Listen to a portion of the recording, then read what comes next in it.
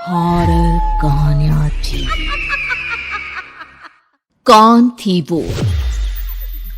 मैं 8 महीने की प्रेग्नेंट थी और अपनी डिलीवरी के लिए अपने मायके गई थी। माँ ने मुझे फोन पर बताया, घर के पीछे की तरफ जो खाली जमीन थी ना, वहां पर एक नया कमरा बनवा लिया है। इतने सालों के बाद जैसे ही अपने घर में कदम रखा, कुछ अलग सा लगा। माँ, ये घर के पीछे की तरफ नया कमरा बनवाने की क्या जरूरत थी? अरे बेटा, घर के पीछे दूर दूर तक खाली जमीन है। तेरे पापा को कई दिनों से लग रहा था कि यहाँ पर एक कमरा बनवा लेंगे तो ताजा हवा मिल जाया करेगी। अब तो ये सब छोड़ और चल जल्दी से दूध पी ले। माँ, मैं थोड़ी देर में पी लूंगी, आप सो जाओ। मैंने दूध का गिलास उठाकर उस खिड़की में रख दिया। पता नहीं कब आंख लग गई। अचानक से खिड़की के पल्लों के खड़कने की तेज आवाज आई। दूध का गिलास धड़ाम से जमीन पर आ गिरा। जमीन पर गिरते ही दूध का रंग लाल हो चुका था। मैंने खिड़की से झांक कर बाहर देखा।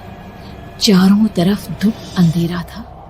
उस अंधेरे की तरफ से कुछ आवाजें आ रही थी, जैसे छोटे बच्चे आपस में खिलखिलाकर मस्ती कर रहे हो।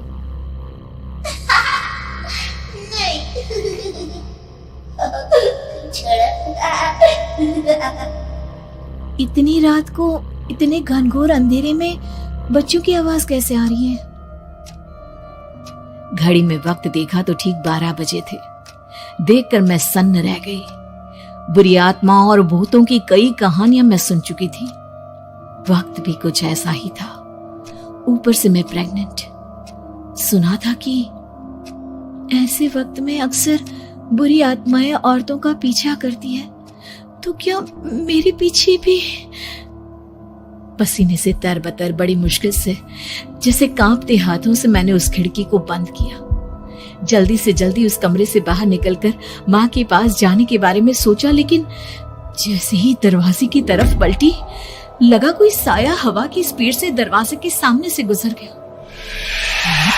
मेरे गले में अटक कर रह गई। मैं जोर से चीख कर माँ को बुलाना चाहती थी, लेकिन वो आवाज खुद मेरे कानों तक नहीं पहुंच पा रही थी। तो माँ तक कैसे पहुंचती? खिड़की के पल्ले एक बार फिर तेज हवा के झोंके से धड़ाम करके खुल गया और पूरी ताकत से मैं चीख पड़ी। जानती थी मेरी चीख की आवाज सुनकर कुछ ही सेकंड में माँ वहां पहुंच जाएगी, लेकिन ऐसा कुछ हुआ ही नहीं। मेरा कलेजा डर के मारे फटा जा रहा था। आखिर माँ ने मेरी आवाज क्यों नहीं सुनी? इतनी गहरी नींद में तो माँ कभी नहीं सोती। ठीक पीछे खुली हुई वो खिड़की। मुझ में इतनी ताकत नहीं बची थी कि मैं पलटकर उस तरफ देख भी सकूं। हवा का एक सनसनाता हुआ झोंका उसी वक्त मेरे कानों से आकर टकराया। लगा जैसे किसी ने दबी हुई आवाज में धीरे से मुझसे कहा, चली जाओ यहाँ से। मैंने दोनों हाथ अपने कानों पर रख लिए और एक बार फिर ताकत लगाकर जोर से चीखने की कोशिश की। माँ! पापा! मेरी आवाज उस कमरे की दीवारों से टकराकर वापस मुझे ही सुनाई दे रही थी। जितनी ताकत के साथ मैंने चीखने की कोशिश की थी, कुछ ही देर बाद उससे कहीं ज्यादा तेज और दर्दनाक चीख मुझे सुनाई देने लगी। कि आवाज ठीक मेरे पीछे खिड़की से आ रही थी। वो आवाज मेरे कानों में पिघलते हुए लोहे की तरह गिर रही थी। उन आवाजों में हैवानियत थी। वो आवाजें किसी इंसान की नहीं है, इतना मैं समझ चुकी थी। कांप रहे हाथों से मैंने अंधेरे में कुछ ढूंढने की कोशिश की। तभी अचानक मेरा हाथ बेड पर रखी टॉर्च पर पड़ा। किसी तरह ताकत लगाकर टॉर्च का बटन ऑन किया, लेकिन ये क्या? सामने दरवाजे पर 3 छोटी लड़कियां खड़ी हुई थी। उनके हाथ में स्टील के चमचमाते हुए चाकू थे। मैं घबराकर लड़खड़ाई और पीछे की तरफ हटी, लेकिन तब तक वो मेरे पास आ चुकी थी। उनकी गर्दन टेढ़ी थी और उनके हाथों के वो चाकू मेरे पेट को निशाना बनाने को तैयार। मैं जोर से चीखी, नहीं, छोड़ दो मेरे बच्चे को, मत मारो, मत मारो, छोड़ दो मेरे बच्चे को। सोनाली, क्या हुआ बेटा? तू इतनी डरी हुई क्यों है? उठ बेटा, क्या हुआ?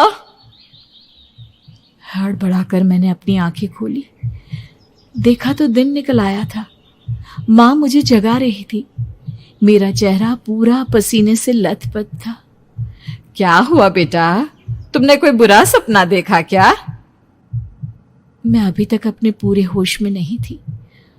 वो मेरे बच्चे को मार देगी माँ, वो लड़की मेरे बच्चे को।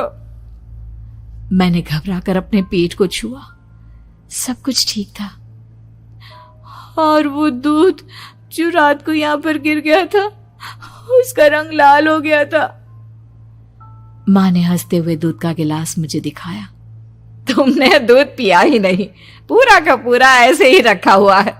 तुमसे कहा था ना सोनाली, सेहत के लिए लापरवाही ठीक नहीं बेटा।